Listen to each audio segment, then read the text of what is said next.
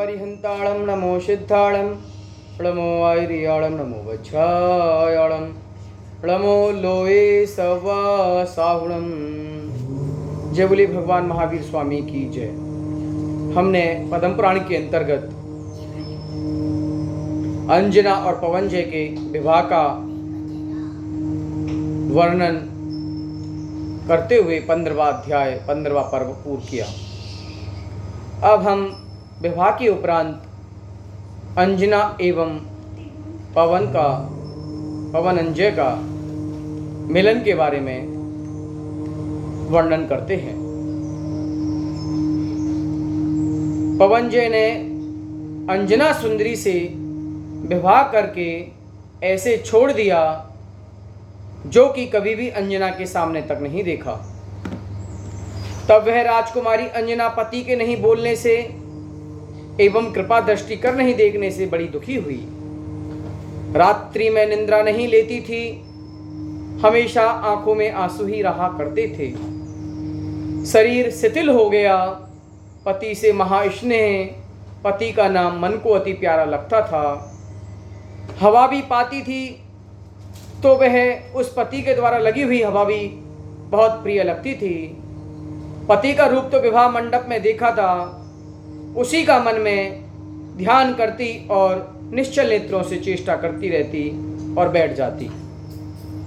अंतरंग में पति के रूप का ध्यान करती, बाहर पति के दर्शन की इच्छा करती, परंतु दर्शन नहीं हो पाते, उसके कारण वह शोक को प्राप्त करती रहती। चित्रपट पर पति का चित्र बनाने का पुरुषार्थ करती, लेकिन हाथों के कंपन से वह कलम गिर जाती थी। पूरा शरीर कमजोर हो गया, शरीर शिथिल हो गया, चेहरे की रौनक गायब हो गई और जो उसका यौवन्य था वह मुरझा गया। सभी आभूषण जो नाप के बने हुए थे वो ढीले हो गए और ढीले होकर स्वतः ही गिरने जा रहे थे। जो लंबी लंबी श्वासें थी वो इस तरह की श्वासें जैसे कपूल मुरझा जाते हैं, उस तरह से उनकी लंबी लंबी श्वासें मुरझा गई।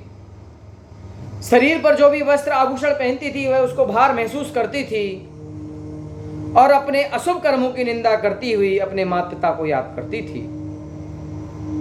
पति की चिंता में शरीर कमजोर होता जा रहा था और इतना दुर्लभ हो गया कि वह बार बार मूर्छा को प्राप्त हो जाती थी। कोई किसी प्रकार की चेष्टा नहीं होती थी, आंखों में आंसू ही निकलते रहते थे, मुंह से वह बोल भी नहीं पाती थी। ऐसी दुखी अंजना अपने पति के वियोग के कारण शोक को प्राप्त हो रही थी और कभी कभी मन में सोचती थी मैंने शायद ऐसे कोई पूर्व कर्म में ऐसे पाप किए थे जिन पाप कर्म के उदय के वजह से मुझे यह अनर्थ भोगना पड़ रहा है।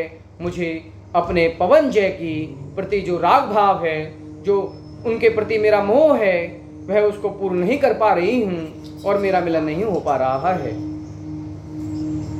कभी अपने महल रूपी मंदिर में ही गमन करती होती, कभी मूर्छा खाकर गिर जाती, कभी मन के विकल्पों से ऐसा विचार करती, कभी अपने मन में पति से कहती हे नाथ, आपका मनोज्ञ शरीर मेरे मन रूपी हृदय में निरंतर बसा हुआ है, फिर भी दुख क्यों देते हो? मैंने आपका कुछ अपराध नहीं किया है, बिना कारण मेरे पे क्रोध क्यों करते हो? अप्रसन्न हो, मैं आपकी पत्नी हूँ, मैं आपकी भक्त हूँ, मैं आपकी अर्धांगिनी हूँ। मेरे मन के विषाद को हरो, जैसे अंतरंग में दर्शन देते हो ऐसे ही आप मुझे बहिरंग में भी दर्शन देवें। मैं हाथ जोड़कर विनती करती हूँ, जैसे सूर्य के बिना दिन की शोभा नहीं होती है, बिना फूलों के पौधों की शोभा नहीं होती है, बिना रात्रि में चंद्रमा के रात्रि की शोभा नहीं होती है, दया, क्षमा, शील, संतोष आदि गुणों के बिना विद्या की शोभा नहीं होती है, ऐसी आपकी कृपा के बिना मेरी शोभा नहीं है। इस प्रकार मन में बसे हुए अपने पति का बार बार स्मरण करती है और मन में उनके प्रति राग भाव उत्पन्न करती है और उनके बारे में सोचती रहती है। कुछ देर बाद ऐसे सोचते सोचते उसके बड़े बड़े आंखों में मोती के समान आंसुओं की धारा बहती है। वह महाकोमल सेज अनेक सामग्री दासी तैयार करती हैं, लेकिन वह सेज, वह सामग्री, वह उपभोग की वस्तुएं, वह सुगंधित फल फूल उसको रास नहीं आते हैं, वह उसको अनिच्छा को प्राप्त होते हैं। वह कभी कभी स्नान भी नहीं करती है, न कोई श्रृंगार करती है, न अपने बालों को संभालती है, उसके बाल हमेशा रूखे रहते हैं। कोई भी किसी प्रकार की क्रिया में रुचि नहीं रखती है, संपूर्ण क्रिया में रुचि रहित पृथ्वी का रूप हो रही है। प्रति समय आंसुओं के प्रभाव से मानो जल ही हो रहा है। वह चिंता की अग्नि में जीते जी जल रही है, चिंता कर रही है। और कहा गया है चिंता चिता के समान है। जो व्यक्ति चिंता करता है वह जीते जी अपनी चिता जला लेता है। मोह के योग से ज्ञान ढका जा रहा है, भूमि पर बैठी रहती है। अगर बैठ जाए तो उठ नहीं पाती है, उठ जाए तो बैठ नहीं सकती, शरीर को नहीं रोक सकती, और सखियां उसके हाथ को प्रहा कर उसको गमन कराती हैं। फिर भी पैर जहां पर रखना चाहती है वहां पर नहीं रख पाते हैं, पैर लड़खड़ाने लगते हैं, अन्य अन्य स्थानों पर गिरते हैं। बोलने की कोशिश करती है लेकिन बोल नहीं पाती है। पशु पक्षियों के साथ खेलना चाहती है, लेकिन शरीर में एक ऊर्जा का अभाव होने के कारण वह उन पशु पक्षियों के साथ नहीं खेल पाती है।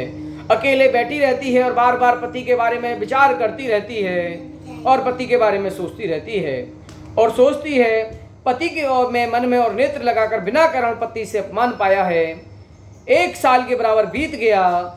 इस प्रकार की जब अवस्था देखते हैं तो बाकी के परिवार के लोग बड़े दुखी होते हैं और सोचते हैं कि अंजना किस वजह से इतना दुखी हो रही है। शायद इसने ऐसा कोई पूर्व में उपार्जित पाप कर्म किया है, वह उसके उदय में आ रहा है, इस वजह से उसको अंतराय कर्म का बना है और अपने पति का वियोग सहन कर रही है।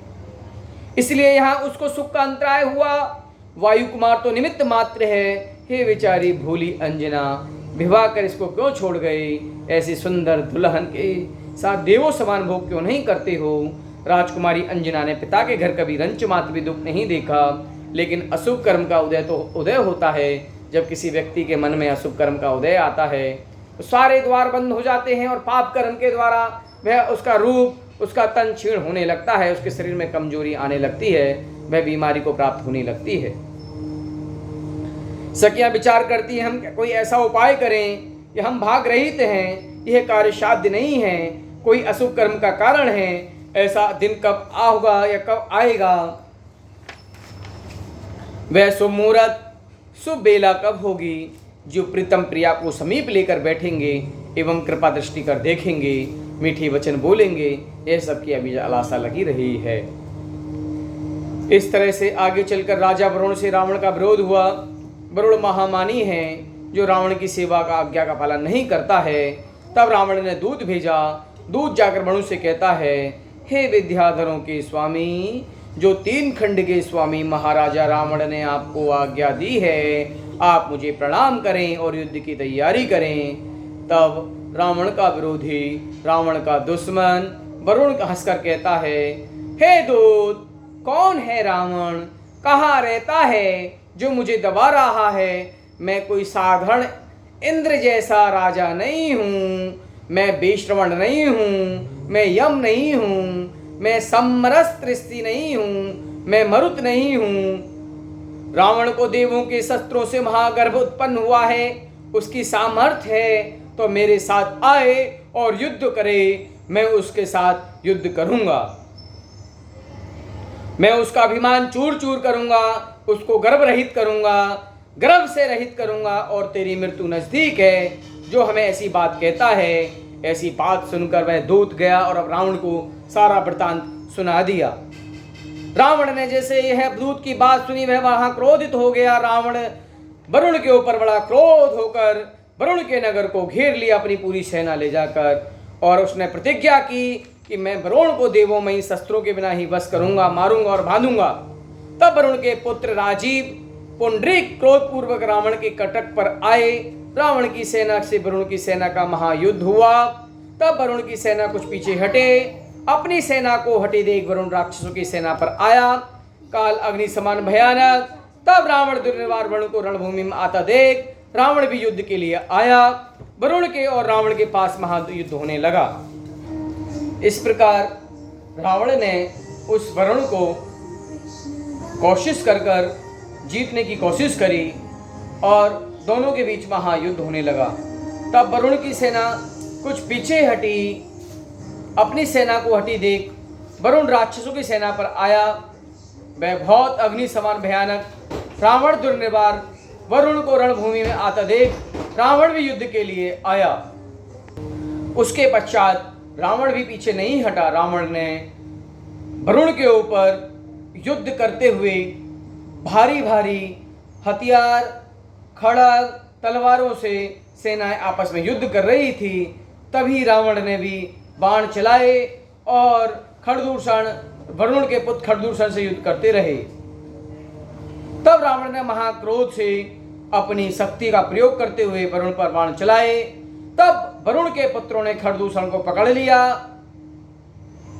तब रावण ने मन में सोचा कि हम वरुण से युद्ध करें और खरदूषण का मरण हो जाए तो ठीक नहीं, इसलिए संग्राम रोक दिया। जो बुद्धिमान होते हैं वे मंत्रणा किए बिना कार्य नहीं करते हैं। तब मंत्रियों ने विचार कर सब देशों के राजा बुलाए, शीघ्र ही पुरुष भेजे और पत्र में लिखा कि आप सब सेना सहित शीघ्र ही आओ। राजा प्रहलाद के पास भी पत्र लेकर दूत आया। तब राजा प्रहलाद ने स्वामी की भक्ति से रावण के सेवकों का सम्मान किया। पत्र माथे पर लगाकर पढ़ा। पत्र में लिखा था कि पतालपुर के समीप कल्याण रूप स्थान में रहने वाला महाक्षेम रूप विद्याधर के अपराधियों का पति सुमाली का पुत्र रत्नश्रवा, उसका पुत्र रावण आदित्य नगर के राजा प्रहलाद को आज्ञा करते हैं, प्रथम तो आपके शरीर की कुशल पूछे, पुनः समाचार हमको सर्व विद्याधर भूमि गोचर प्रणाम करते हैं। और एक अति दुर्लभ दुर्बुद्धि वरुण पाताल नगर में भी निवास करता है। वे हमारी आज्ञा से विरुद्ध होकर लड़ने को तैयार है, इसीलिए हम उससे युद्ध करने आए हैं। महायुद्ध हुआ। वरुण के पुत्रों ने खरदूषण को जीवित पकड़ा। तब मंत्रियों ने मंत्रणा कर खरदूषण के मरण की संख्या से युद्ध रोक दिया। खरदूषण को छुड़ाना एवं वरुण को जिताना, इसलिए आप शीघ्र ही आओ, देर मत करो, तुम समान पुरुष कर्तव्य में चूकते नहीं। तब राजा प्रहलाद पत्र के समाचार जान मंत्रियों से मंत्रणा कर रावण के पास जाने के लिए तैयार हुआ। राजा प्रहलाद युद्ध में जाने का समाचार सुनकर पवनजय ने हाथ जोड़कर धरती पर मस्तक लगाकर नमस्कार किया और विनती की, हे नाथ, मेरे जैसे पुत्र के होते हुए आपको गमन करना युक्त नहीं है। पिता पुत्र का पालन करता है तो पुत्र का भी वही धर्म है कि वह पिता की सेवा करे, और पुत्र सेवा नहीं करते हैं तो जानना कि पुत्र हुआ ही नहीं, इसलिए आपको गमन करना उचित नहीं, मुझे आज्ञा दो। तब पिता ने कहा, हे पुत्र, अभी तुम बालक हो, अब तुम युद्ध देखा नहीं, इसलिए तुम यहीं रहो और मुझे ही जाने दो। तब वायु कुमार बोले, हे तात, मेरी शक्ति का पराक्रम आपने देखा नहीं है। अग्नि की चिरंगारी की संपूर्ण वन को जला सकती है। आपकी आशीष मेरे मस्तक पर है। आपकी प्रताप से मैं इंद्र को भी जीतने में समर्थ हूँ, इसमें संदेह नहीं। ऐसा कहकर पिता को नमस्कार किया, स्नान भोजन आदि क्रिया की, भाव सहित अर्हष्य को नमस्कार किया, मंगल स्वरूप माता पिता से विदाई लेने आया। तब माता पिता ने मंगल के लिए आंसू नहीं निकाले और आशीर्वाद दिया, हे पुत्र, आपकी विजय हो। छाती से लगाकर मस्तक चूमा। राजकुमार पवनजय श्री भगवान का ध्यान लगाता हुए माता पिता को प्रणाम करते हुए परिवार के लोगों के चरणों में आया और बहुत साहस अति स्नेह के साथ सबको विदा किए। अपने पहला दाहिना हाथ निकाला, दाहिना पैर आगे रखकर चल दिया। उसी समय जीत की सूचना के लिए दाहिना भुजा फड़की, लाल कपड़े पहने मस्तक पर पूर्ण मंगल कलश लेकर खड़ी उसने प्रथम दृष्टि गई। खंभे से लगी हुई द्वार पर महादुखी राजरानी अंजना सुंदरी के आंसुओं से नेत्र भर रहे थे। तांबुल आदि से रहित पति के आशीर्वाद की आशा से खड़ी मानो खंभे से बंधी हुई पुतली ही है। जैसे ही राजकुमार की दृष्टि अंजना सुंदरी पर गई, तब क्षण मात्र में दृष्टि संकोच कर क्रोध से बोले, हे दूरी क्षणे दुखकारी, हे दर्शन तुम्हारा, इस स्थान से हटो। तेरी दृष्टि बिजली की ज्वाला समान है, सो मैं देख नहीं सकता। अहो बड़े कुल की पुत्री कुलवंते, तुम्हारे यह ढीठपना मना करने पर भी निर्लज्ज ही खड़ी हो। ये पति के अति क्रूर वचन सुनकर भी उसे अति प्रिय लगे, जिसे बहुत दिनों के प्यासे मोर को मेघ की बूंद भी प्यारी लगी। ऐसा ही पति के कठोर वचनों को सुन अंजना अपने मन में अमृत समान जान उन्हें पीती रही। हाथ जोड़ चरणों की देख देख गदगद मधुर वाणी से धीरे धीरे कहने लगी, हे नाथ, जब आप यहाँ विराजमान थे तब मैं भी वियोग को सह रही थी। कहने लगी, हे नाथ, जब आप यहाँ विराजमान थे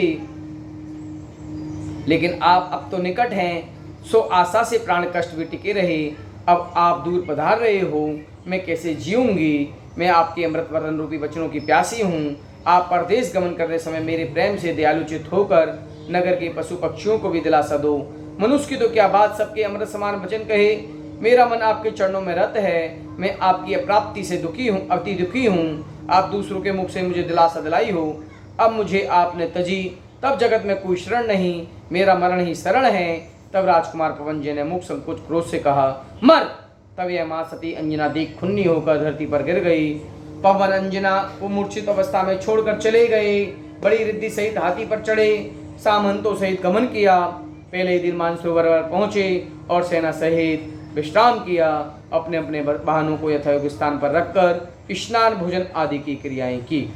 इस प्रकार हमने देखा राजा पवनजय और रानी अंजना का विवाह का मिलन के बारे में पढ़ रहे थे। वहीं पर राजा रावण जो था, बहुत सारे राजाओं को जीतकर एक छत्रपति अधिपति बन रहा था। वहीं वरुण का राज्य से उसने युद्ध किया। वरुण और उनका युद्ध जो था बड़ा संग्राम टक्कर का युद्ध था। आने वाले समय में वरुण ने अपने मित्र सहयोगियों को बुलाया कि युद्ध के लिए रहें। वहीं राजा प्रहलाद जो थे, उनका पुत्र पवनजय युद्ध के लिए अपनी पत्नी का मुख देखे बिना पत्नी से उल्टा सीधा शब्द बोलकर, कटु वचन बोलकर वह युद्ध के लिए निकल पड़ा।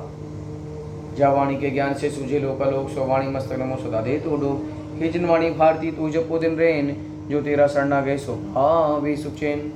नमो हरिहिंताणम, नमो सिद्धाणम, नमो आयरियाणम, नमो जणम, नमो ऋषभसाहणम।